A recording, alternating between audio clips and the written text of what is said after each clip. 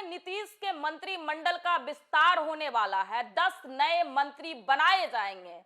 BJP नए चेहरों पर दांव लगाएगी तो वहीं जेडीयू पुराने चेहरों को रिपीट करेगी। आखिर वो कौन से चेहरे होंगे जिसे नीतीश के मंत्रिमंडल में जगह मिलेगा? तो पूरी खबर हम आपको विस्तार से बताने जा रहे हैं। उससे पहले नमस्कार, न्यूज फॉर नेशन देख रहे हैं आप और मैं आपके साथ कौशिकी वत्स। भाजपा का राष्ट्रीय कार्यकारी अध्यक्ष बनने के बाद नितिन नवीन ने 16 दिसंबर 2025 को नीतीश कैबिनेट से इस्तीफा दे दिया। वह पथ निर्माण के साथ नगर एवं विकास विभाग भी संभाल रहे थे। उनके इस्तीफा देने के बाद बिहार में मंत्रिमंडल विस्तार की चर्चा तेज हो गई। अभी खरमास चल रहा है, इस दौरान शुभ कार्य नहीं किए जाते। यही वजह है कि एनडीए के नेताओं को खरमास खत्म होने का इंतजार है। जेडीयू से 6 और भाजपा से 4 नेताओं को मंत्री बनाया जा सकता है। अभी सरकार में 26 मंत्री हैं। नियम के मुताबिक अधिक से अधिक 36 मंत्री हो सकते हैं। बिहार के मुख्यमंत्री समेत अधिकतम 36 मंत्री बनाए जा सकते हैं। एनडीए मंत्री परिषद के लिए तय फार्मूले के अनुसार बीजेपी के 17, जेडीयू के 15, एलजेपी आर के 2, हम वो आरएलएम के एक मंत्री हो सकते हैं। ऐसे में जेडीयू के 6 और बीजेपी के 4 नेता को मंत्री पद मिल सकता है। नीतीश कुमार ने 20 नवंबर 2025 को 10वीं बार मुख्यमंत्री के रूप में शपथ ली। पहली कैबिनेट में 26 मंत्री शामिल हुए। इस मंत्रिमंडल में सबसे बड़ा हिस्सा भाजपा को मिला। बीजेपी कोटे से 14 मंत्री बने। इसमें से एक नितिन नवीन ने इस्तीफा दिया है।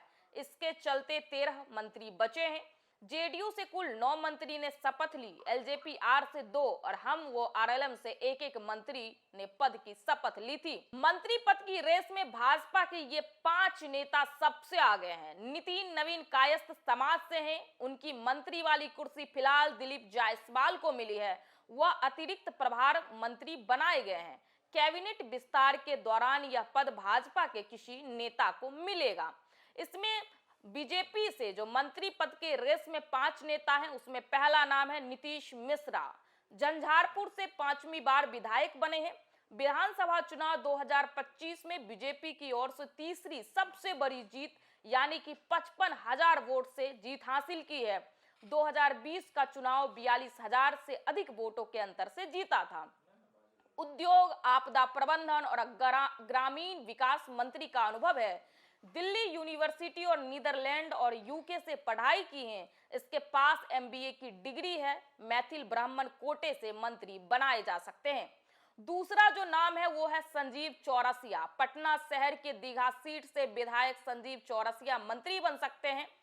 उन्हें इस पद का लंबा इंतजार रहा है। चौरसिया ने सीपीआई की उम्मीदवार दिव्या गौतम को 59,079 वोटों के अंतर से हराया है। दिव्या दिवंगत एक्टर सुशांत सिंह राजपूत की बहन है। संजीव चौरसिया के पिता गंगा प्रसाद भाजपा के सीनियर नेता हैं। सिक्किम के राज्यपाल रहे हैं। तीसरा जो नाम है बीजेपी कोटे से वो है संजय मयूख का नाम। विधान परिषद के सदस्य संजय मयूख कायस्थ जाति से आते हैं। नितिन नवीन की जगह उन्हें मंत्री पद मिलने की उम्मीद है। भाजपा के शीर्ष नेतृत्व के करीबी हैं। जमीनी स्तर के नेता माने जाते हैं। इनकी पकड़ प्रदेश नेतृत्व पर भी है।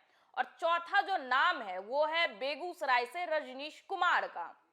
बेगूसराय की तेघरा सीट से 35,364 वोटों के अंतर से जीतकर विधायक बने हैं। उन्हें 1,12,770 वोट मिले। यह तेघरा में भाजपा की बढ़ती लोकप्रियता और वामपंथी किले के ढहने का सबूत था। रजनीश चार्टर्ड अकाउंट रहे हैं। महागठबंधन के कड़े मुकाबले के बीच जीत हासिल की। 2009 से 2021 तक बिहार विधान परिषद के सदस्य थे। छात्र जीवन से ही आरएसएस से जुड़े हुए हैं। 5वां नाम है बीजेपी कोटे से नीरज कुमार बबलू का। राजपूत जाति से आने वाले नीरज कुमार बबलू 2005 से लगातार विधायक चुने जा रहे हैं। उन्हें जेडीयू से राजनीतिक कैरियर शुरू किया था। पर्यावरण, वन एवं जलवायु परिवर्तन विभाग के साथ साथ लोक स्वास्थ्य अभियंत्रण विभाग जैसे महत्वपूर्ण कार्यालयों की जिम्मेदारी संभाल चुके हैं। विधानसभा चुनाव 2025 में छातापुर सीट से 16,178 मतों के अंतर से जीत पाई है। मंत्री पद की रेस में जेडीयू के 7 नेता हैं, लेकिन इन 7 कौन कौन से चेहरे सबसे आगे हैं वो भी हम आपको बताने जा रहे हैं। पहले नंबर पर आते हैं महेश्वर हजारी। नीतीश सरकार में अब तक मंत्री नहीं बनने वाले महेश्वर हजारी को कैबिनेट एक्सटेंशन में मौका मिल सकता है। पिछली सरकार में आईपीआरडी मंत्री थे। मौजूदा कैबिनेट में यह विभाग मंत्री विजय चौधरी के पास है। हजारी समस्तीपुर के कल्याणपुर से विधायक हैं। दूसरा नाम है रत्नेश सदा का। रत्नेश सदा सहरसा के सोनवर्षा विधानसभा क्षेत्र से चौथी बार विधायक बने हैं। उन्होंने 13,454 वोटों के अंतर से जीत पाई है। तीसरा जो नाम है वो है जयंत राज का। भवन निर्माण मंत्री रह चुके जयंत राज को फिर से बड़ी जिम्मेदारी मिल सकती है। अभी भवन निर्माण विभाग का अतिरिक्त प्रभार विजय कुमार चौधरी के पास है। जयंत राज बांका के अमरपुर विधानसभा सीट से विधायक बने हैं।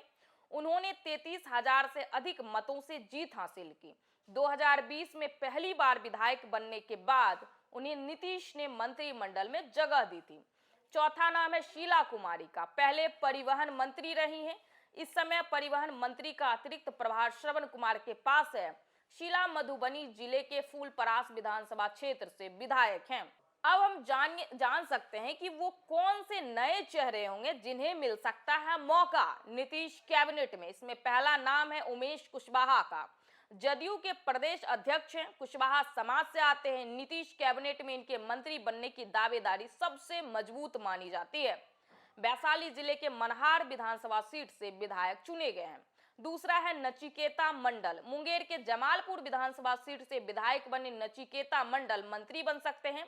नीतीश कुमार के राइट हैंड ललन सिंह के करीबी माने जाते हैं। तीसरा नाम जो है वो है शालिनी मिश्रा का। मोतिहारी के केसरिया विधानसभा सीट से विधायक बनी शालिनी मिश्रा भूमिहार समाज से आती हैं। लगातार दूसरी बार विधायक चुनी गई हैं। उनके पिता स्वर्गीय कमला मिश्र मधुकर मोतिहारी से सीपीआई के टिकट पर 4 बार सांसद बने थे। अब ये सवाल उठता है कि आखिर नेताओं को कब तक करना होगा इंतजार। जदयू और बीजेपी सूत्रों की माने तो नेताओं को लंबा इंतजार नहीं करना होगा। बजट सत्र 2026 से 2027 पहले कैबिनेट विस्तार हो सकता है। मौजूदा मंत्री पर कामकाज का ज्यादा प्रेशर है। हर किसी के पास अतिरिक्त जिम्मेदारी है। ऐसे में बजट सत्र के पूर्व कैबिनेट एक्सटेंशन दिया जा सकता है। खरमास बीतने के बाद यह सब संभव है। अगर पिछले एक्सटेंशन की तारीख देखें तो 15 से 20 फरवरी 2026 के बीच मंत्री परिषद का विस्तार किया जा सकता है। नीतीश कैबिनेट में 10 मंत्री पद अभी भी खाली है और ये तमाम चेहरे जो हम आपको बताई ये नीतीश के मंत्री पद के लिस्ट में सबसे आगे हैं मंत्री बनने के दौर में। तो ये देखना दिलचस्प होगा कि खरमास खत्म होने के बाद आखिर नीतीश कैबिनेट में वो कौन से नए चेहरे होंगे जो शामिल किए जाएंगे। तो फिलहाल के लिए इस खबर में इतना ही।